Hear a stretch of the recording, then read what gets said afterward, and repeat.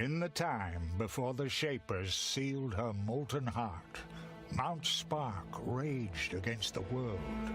Her anger spewed forth raw and untamed Anima that took the form of giant golems who overran our peaceful lands. Masters of Anima is an action-adventure game with RTS-style combat in which you, as a Shaper, must summon and control a group of guardians to do your bidding. Shapers in this world create artificial beings using magical energy called Anima, which can be found in the environment and by defeating enemy golems. The game was released April 10th on PlayStation 4, Xbox One, Nintendo Switch, and PC. This review will cover the Switch version. Presentation-wise, Masters of Anima is vibrant and lovely. Cutscenes are fully voice-acted, and the voices are great, which adds to the overall story. The story is your typical unlikely hero saves the day affair, where the bad guy is an all-powerful user of the forbidden arts, and you are an apprentice who has just passed the test to become a full-blown Shaper.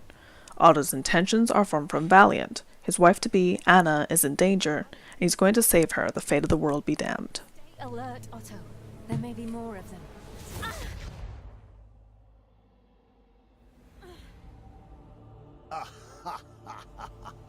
Tsar, is this your doing? The game is split into chapters, each of which has a boss to overcome in order to proceed to the next chapter. The majority of your time is spent exploring the stage, which is mostly linear, and finding collectibles, which include life and anima fragments.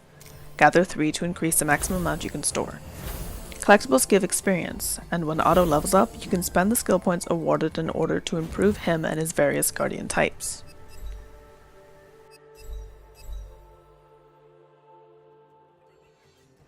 The selection tool works well enough with the Joy-Cons. Toggling between unit groups is also easy. Combat and Exploration features Pikmin-style gameplay where you send in your units to fight and destroy and move objects in your stead. Anima is used to summon guardians and to activate objects. It can be found pretty abundantly on the ground and by destroying objects, though while fighting you have to keep an eye out because you're defenseless if all your units fall and you don't have the Anima to summon new ones. The maximum number of groups allowed to be summoned at a time is displayed in the bottom right corner. When engaged in combat, a barrier blocks off a small area in which you'll face a single golem or multiple golems. Golems have rage bars, which are ticking timers that indicate when the enemy will release a powerful attack. It's in your best interest to defeat the golem before it fills. There's an ebb and flow of combat. Enemies have a tell, and you can pull your units back to avoid strong attacks, then send them back in after the danger has passed. Fights are graded based on damage to Otto, time elapsed, and guardians lost. The final grade affects total experience awarded. There's a level up screen after chapters, like I mentioned, and progress is slow as you only get a few points that are shared between 4 possible destinations, Otto and 3 guardian types. From a strategic standpoint, combat requires you to select the right units to combat the enemy, pay attention to context clues, and position your units accordingly. And that's sound.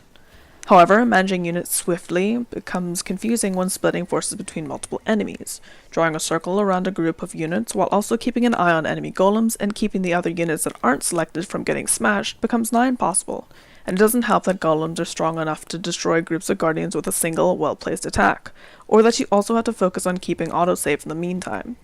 So rather than thinking strategically, you'll end up smashing buttons with the hope that you can select the correct guardian group and also react quickly enough to move them out of harm's way, even though the time it takes to manually select a group is time enough for a golem to unleash its onslaught.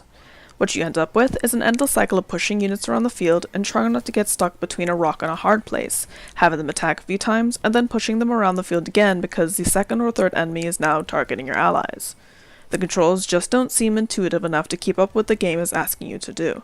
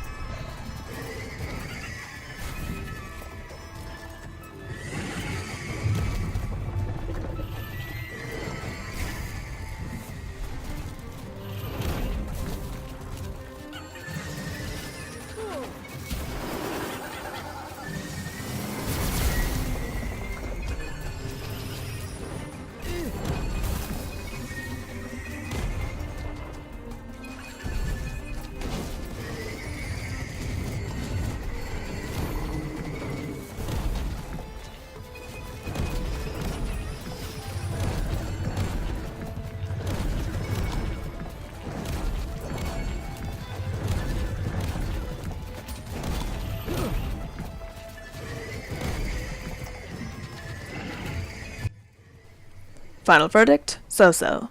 The game needs a serious difficulty overhaul as random spikes result in frustration and there's no viable way to maybe grind it to get stronger. The game is polished and fun when it isn't randomly beating your face in. There's some clever puzzles to solve with the aid of your guardians and boss fights are a lot of fun, but the fights in between will wear you down with frustration. That's all from me gamers, I've been Dawn for Need to Know. Stay in the know.